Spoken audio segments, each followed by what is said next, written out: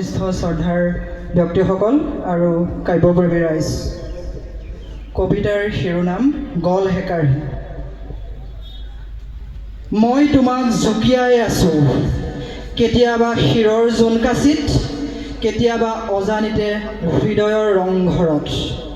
মই সদায় আইনাৰ মাজত মুখহে দেখোঁ বুলি ভুল কৰি আছিলোঁ জানা। কি? তোমাৰ উপস্থিতিয়ে মুখ আৰু মোৰ অৰিয়াদলি সেউজীয়া কৰি তোলে। সঁচা? ইমান ওচৰৰ পৰা ভালপোৱা জুকিয়াবলৈ কিয় এই লাপিলোপাক বাচিলা?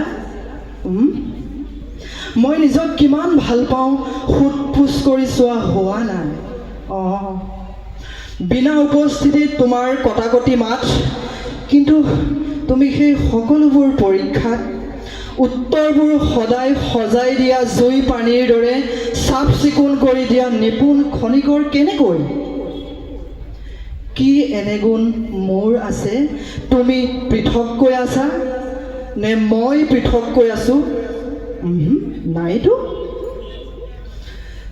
এমুঠি মৰম, এবুকু শিলোৱা শিল চুবুৰি, নাইবা এচুঙামান মিথ্যাচাৰৰ উলহ মালহ, ইয়াতকৈ কিবা লাগেনে? কিন্তু ইমান মৰম নিদিবা, মই জেদি হৈ যাব পাৰোঁ। হৈ যোৱা, ইও তোমাৰ পুত্ৰাস্ৰূপী মায়াবী চহৰত জনজনাই উঠা আতৌ পিতৌ পলস। পৃথিৱী পৃথিৱী বুলি কিনো আছে জনমত? জীৱন গাই বাই চাব লাগে, ফূৰ্তি তামাচা কৰিব লাগে, নহ'লে পাশা খেলৰ ৰংখনৰ দৰেই সকলো খোলা কাটি তাল নাইবা অৱস।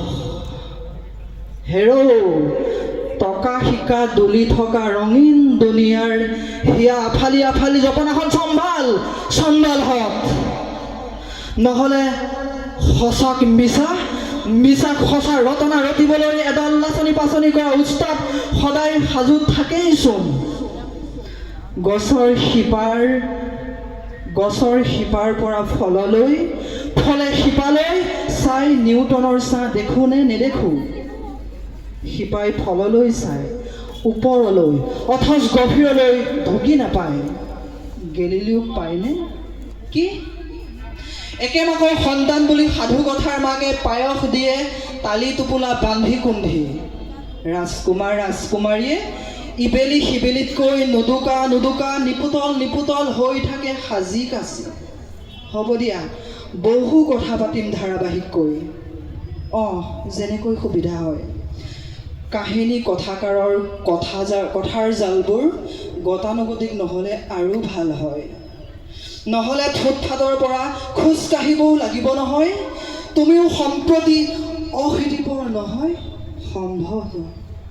ময়ো আত্মা পৰিশুদ্ধিকৰণৰ 4 জনমলৈ অজুহাতৰ জুলুঙাখন তুলি লওঁ।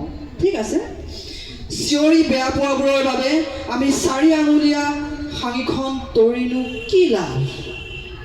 কিতাপ নাথাকিলে পৃথিৱীৰ কোনো জাতি নাবাচিব, হয়তো নাঙত পিঙত হ'বই হ'ব।